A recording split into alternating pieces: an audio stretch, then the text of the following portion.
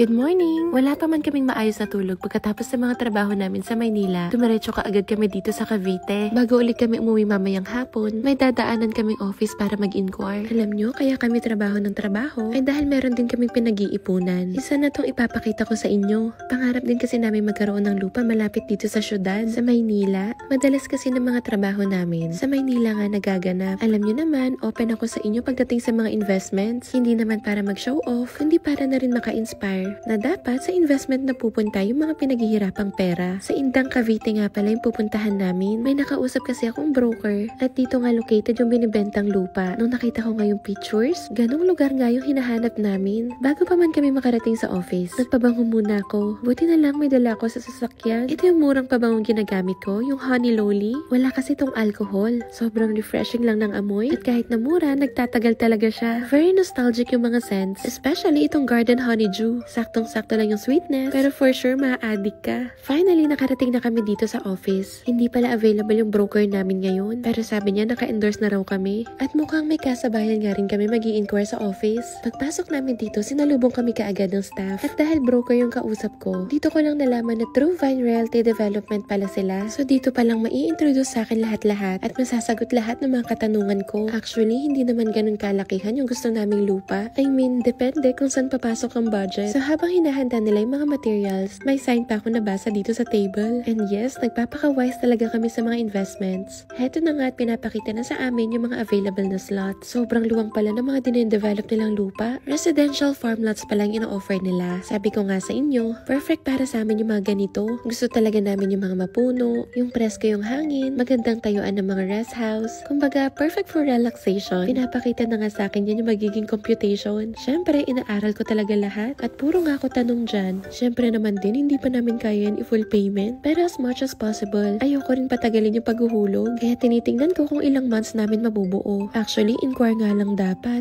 Pero 80% nakukonvince na talaga ako, hindi ko pa man nakikita yung actual na lupa. After nga i-explain sa amin lahat-lahat, inalok nila kami na mag-site visit. Dahil saktong-sakto, may client din sila na gustong bisitahin yung mga sites. Meron silang Padayon, Hiraya, Pagmaya, at saka Biyaya. Ang gaganda ng mga pangalan, no? And yung available na slot na ino-offer sa amin ay sa May Hiraya. Sabi nila, maganda nga daw doon dahil merong river at saka merong falls. Kaya naman lalo akong nakumbinsin na i-site visit. Meron na rin na-develop na mga daan sa ibang mga farm lots. Yun yung titingnan namin mamaya para may idea kami kung paano magiging itsura doon sa May Hiraya kung na-develop na nila. Alam nyo, natuwa nga ako dito sa True Vine kasi sabi nila as much as possible din, ini-encourage nila yung mga clients na wag magputol ng puno. Even sa mga de-develop nila na daan, iniiwasan din daw talaga nila yung puno. So mamaya dun ko palang makikita. And this time, nagpe-prepare na nga kami for site visit. Excited kaming dalawa ni Kevin. Hoping talaga kami na magustuhan namin yung offer nila. Alam nyo, napansin ko pa dito sa lugar dahil nga nasa mataas na bahagi din. Grabe, sobrang lamig ng simoy ng hangin. Alam niyo yung pakiramdam na laging presko. Tapos mapuno, ang ganda ng mga tanawin. Palagay ko nga'y magugustuhan ko talaga. Una naming pinuntahan dito sa Pagmaya. Nabanggit din pala nila sa amin na meron din silang ino-offer sa mga nagiging clients nila na isang model ng cabin. Katulad na lang nitong nadaanan namin. Eto naman, twin cabin. Pero nagpakita nga sila sa amin ng sample. Kamukha ng Solana. Yung mga clients kasi nila, gusto lang talaga nila ng rest house kaya sila bumibili ng lupa dito. Tapos nagpapagawa sila ng cabin na meron na rin kasamang pocket pool. 1.5 million nga daw pag magpapagawa. And in fairness, mukhang okay na rin yun. Napapaisip tuloy ako. Mukhang maganda rin ipa-Airbnb. Lalo na sa mga gustong mag-relax. Gusto lang ng farm vibes. Kasi napakaganda talaga dito. At dito ko nga lang naintindihan yung love nila sa nature. Tingnan nyo naman, iniwasan talaga nila yung puno sa paggawa ng kalsada. Kahit yung mga kasabayan namin na mag-site visit, ganito rin daw talaga yung mga gusto nila. Itong site na to ay talagang sold out na at may mga nagmamay-ari ng araw dito. Pero pinakita lang sa amin para meron kami maging expectation sa kalalabasan. Kapag na-develop na yung Hiraya, kung saan yung ino-offer nila sa amin na lupa, may dinaanan pa kami isang site which is yung Padayon. 10 to 15 minutes nga lang yun papunta ng Tagaytay. Doon marami pa ding slots. Kaya lang mas naiengganyo talaga ako dito sa Hiraya kung saan merong falls at river. Heto nga't papunta na kami ngayon dun. Hanggang phase 3 pala dito at sold out na rin yung phase 1 at phase 2. Sinuot ko na nga rin pala yung tsinelas ni Kevin dahil medyo maputik papunta dun sa phase 3 dahil nga sinisimulan pa lang yung pagde-develop ng daan. Sumakay kami nito ng ATV.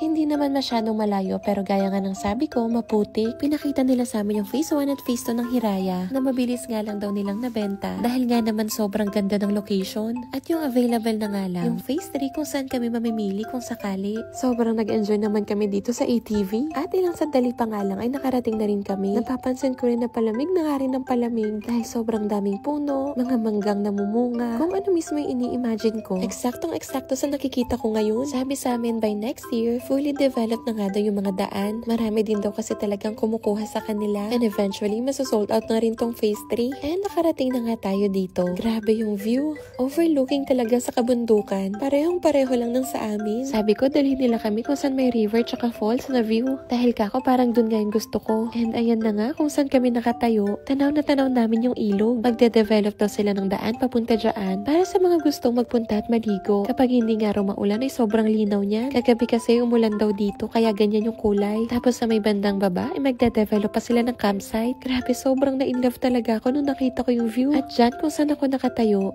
sa likod mismo niyan yung gusto naming bilhing lupa para overlooking lang sa river tsaka sa falls. Ito nga at nasasabi ko ng 90% convinced na talaga ako. Yung natitirang 10% naman, nakasalalay na lang yun sa budget namin. Syempre hindi naman ganun kalakihan yung kukunin namin. Dahil nga gusto lang talaga namin i-invest sa mga napaghirapan naming pera. Alam nyo naman, ang lupa, yan ang investment na hindi nalulugi. Nag-i-invest talaga kami ng mga pinagpaguran para kay Amanda at sa mga magiging kapatid niya. Sabi sa amin, kung kumuha raw kami ng lupa dito, bibigyan nila kami ng 2 seedlings ng puno para itanim. Actually, natuwa pa nga ako doon. Bawat client daw talaga nila, binibigyan nila ng mga puno para itanim. Nagbigay na nga ako nito ng down payment para ma-reserve na yung slot na pinili namin. Samahan niyo ulit kami sa susunod ha. Yun lang. Bye!